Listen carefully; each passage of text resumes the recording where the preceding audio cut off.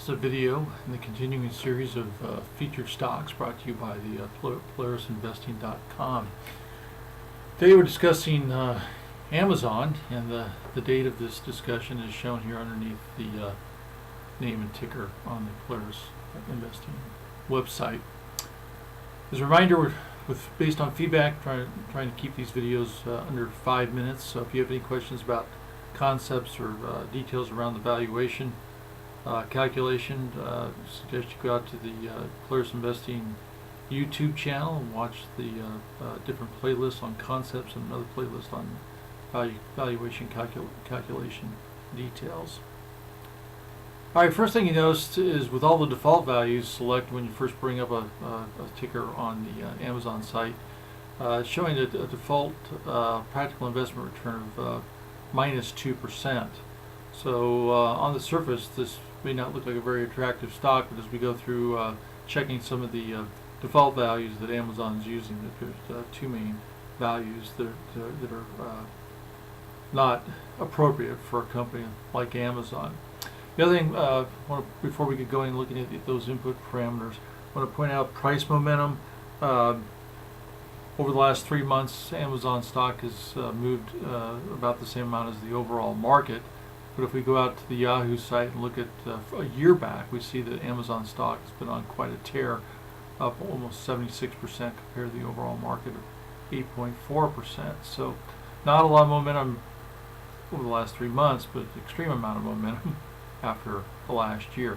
The other thing I want to point out is that Polaris has identified the operations of Amazon to be very dynamic, meaning that the company will look quite differently in the future than it does now. It's just going through a lot of changes, and so we expect to see a lot of volatility associated with this company as a change in the market does a continual reassessment based on those changes. Alright, so the next thing we want to get to is the input parameters themselves. The main input value used by the valuation formula is sales growth, and that's why there's a slider here for the user to change it. You see here that Polaris is defaulted to 42% sales growth.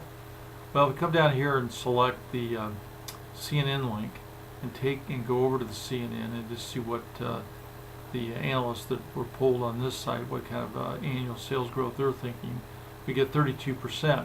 Now while we're here, we notice that the price targets from these different analysts range anywhere from $2,000 to $3,000 per share 12 months out. So there's a lot of difference opinion about what's in front of Amazon in terms of business opportunities. So using a sales growth of 42%, is quite a bit higher than what CNN had. But for a company like Amazon, I'm going to go forward with be aggressive and go with a 42% sales forecast, year-over-year growth for the next 5 years. The other input parameters that are used by the valuation formula are also shown down here, namely how many years are we assuming that we'll see this super high growth, 5 years, how much stock issuance is being done. And really I don't see those kind of values really coming much into play or needing to be changed. So I think the main two we want to focus on is profit margin and PE. Now looking at profit margin, the historical profit margin for Amazon is very low. They're choosing not to, or choosing to reinvest heavily and taking on projects that'll take years to pay off. So not surprising that they don't show a very healthy profit margin. But in terms of what they will be showing likely in 5 years, Polaris has used the industry average, but it's using a retail, and that's probably not the correct long-term industry to associate Amazon in. So I'm going to go ahead and change this to more of a average S&P, which is 10%, and by doing that, that moves the valuation up 50%. So instead of $1,000, if you've watched other videos, you know that indirectly we do that. Profit margin change is changed indirectly by just moving the slider till you see the percent gain in the valuation. So now that brings us to the other input value that is going to weigh heavily on the final valuation we come up with for Amazon. That's the profit or PE multiple. And for high growth storage stocks like Amazon, most of the value that is associated with the company is with its future PE. So to get a clearer view of what we're talking about here is that a PE based on the trailing 12 months is equal to 1 plus the growth rate that you're expecting times 1 minus 3. Anyway, it's a formula that we've gone through many times. Cost of capital minus essentially the growth in the denominator.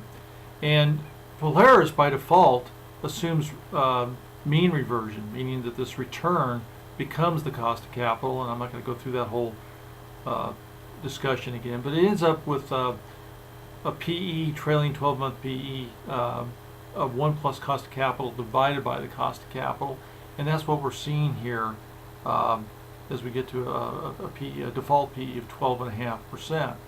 Well, as we think through Amazon, it's likely not going to be, it's going to be one of those few companies that would probably not appropriate to think of it mean reverting in 5 years, and probably be more like a Microsoft currently is, that it's more of a reinventor of itself. It's going to constantly reinvent itself, and it's going to be able to maintain a growth higher than the growth of the overall economy. Instead of saturating its markets, it'll always discover new markets is kind of what we're assuming. So we want to go back to the original formula for PE and think through what a more suitable PE for a company like this that would. So first of all, we want to think of cost of capital, and unlike the site, which shows a calculated cost of capital of 9.3%, we're trying to think 5 years out. What is the categorization of PE? What it would likely be the risk level that would be the market? What kind of return would the market be expecting 5 years out for a company like Amazon? Well, I'm going to assume that it's more like industry standard across the S&P 500 stocks is about 7% historically.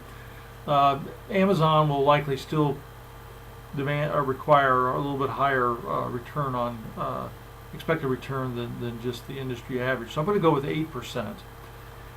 And then the next thing we got to think through is the growth, which consists of what return do we think that they can sustain essentially forever, and then what's the likely reinvestment. Like we've discussed in other videos, companies that are constant reinventors that can pivot themselves over and over again tend to gravitate to around a reinvestment rate of around 33%, so we're going to go with that. So now we're just primarily focusing on what kind of return. Well, the return is a way to think about it is relative to this cost of capital. Do we think that, like if we were to assume that Amazon could make a return of 10%, that would be 2% forever above its cost of capital. That would be unusual. But that's actually the rate of return I'm going to go with, because that is kind of a historical average for the S&P 500, so I don't see any reason why Amazon couldn't gravitate to at least that kind of return. So if I use a 10% return, reinvestment of 33%, a cost of capital of 8%, this whole expression turns out to be right around about a 20% bump to overall valuation. So I'm going to come up here to the sales growth slider, and I'm going to look that we're at 1,500. Another 20% on top of that would add would take it up to about $1,800. So I'm just moving the slider till I see 18 or roughly close to it, and that's what we're going to go with. And so with this, it shows a practical investment return of 10.2%. So as a wrap up, we got to think of kind of sensitivity analysis. Well, obviously, a company like Amazon is very sensitive to PE, profit margin, and these kind of lofty, default sales growth that we went with of 42%. All that makes it very questionable in terms of the rate of return that that you're actually going to achieve. But we're going to go with a 10.2%. And now we got to think in terms of the risk. Are we getting kind of the return that we're going to be exposed to for the risk? Well, we said long term, we feel like a categorization of expected market rate of return is around about 8%. Here in the first couple of years, the calculated is risk-adjusted rate of return is 9.5%. So a 10.2% return on 9.5 trailing off to 8% is not a great return.